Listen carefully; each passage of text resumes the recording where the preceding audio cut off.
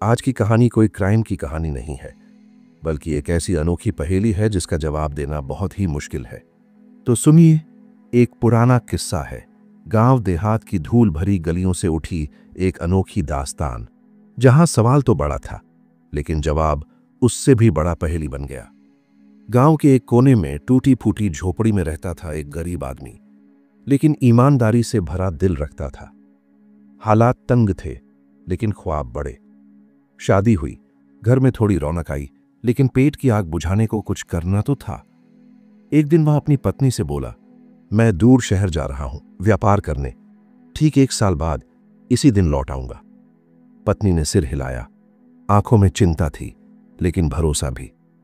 पति चला गया और पीछे छूट गई वो स्त्री, अकेली, सन्नाटों में घिरी हुई।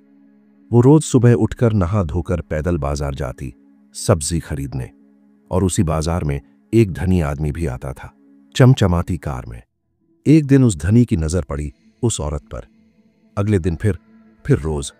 एक दिन उसने कहा, बहन जी आ जाइए, छोड़ देता हूं आपको, डरिए मत, मेरा भी घर अगली गली में ही है। पत्नी थोड़ी झिझकी, फिर बैठ गई गाड़ी में। उस दिन बस थोड़ा मेल भाव हुआ। दूसरे दिन चाय पर बुलाया, फिर खाने पर। धीरे धीरे आदर, अपनापन और फिर प्यार। वक्त गुजरता गया और फिर एक दिन उस प्रेम कहानी की सबसे सजीव निशानी जन्मी, एक प्यारा हंसता खेलता पुत्र। अब स्त्री रोज उस बच्चे से मिलने जाती, दूध पिलाती, लोरी सुनाती और लौट आती।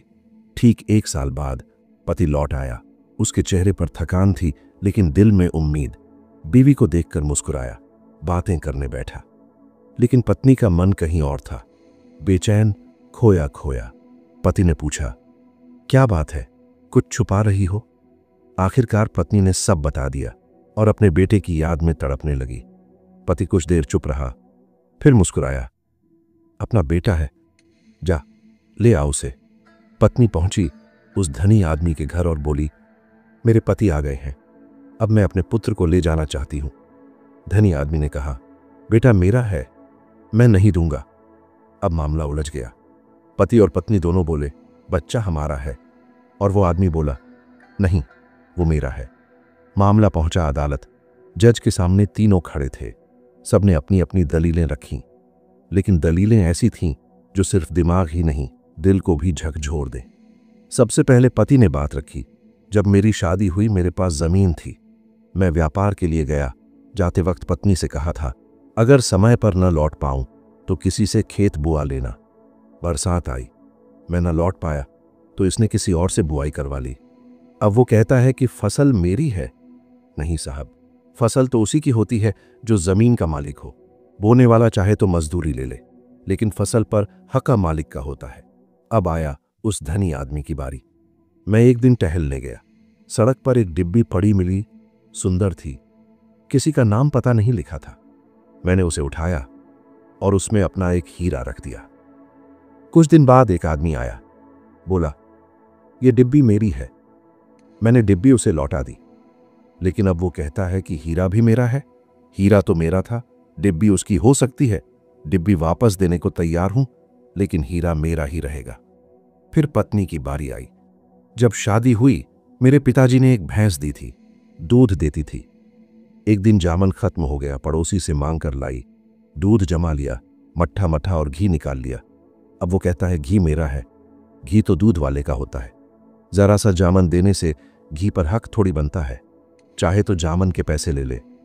अब सुनिए। तीनों की बातें सुनकर जज साहब ने अपनी कुर्सी छोड़ी और बोले, माफ कीजिएगा, मैं इस मामले का फैसला नहीं कर सकता, मैं संन्यास ले रहा हूं। और निकल गए। क्योंकि सवाल यह नहीं था कि बच्चा किसका है, सवाल था कि किसने सिर्फ शरीर से प्रेम किया और किसने आत्मा से, किसने अधिकार मांगा और किसने त्याग किया। अब फैसला आपका है। बच्चा किसका होना चाहिए? उस पति का जिसने स्त्री को कभी धोखा नहीं दिया और आज भी उसे स्वीकारा।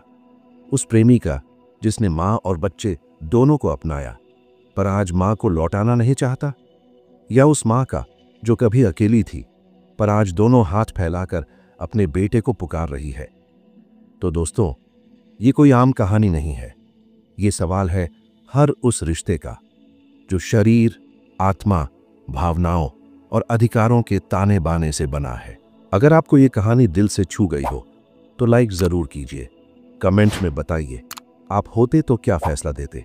और ऐसे ही और कहानियों के लिए द क्राइम हंट को सब्सक्राइब कीजिए, क्योंकि यहाँ हर कहानी एक सवाल छोड़ जाती है जिसका जवाब शायद आपके अंदर कहीं छुपा हो।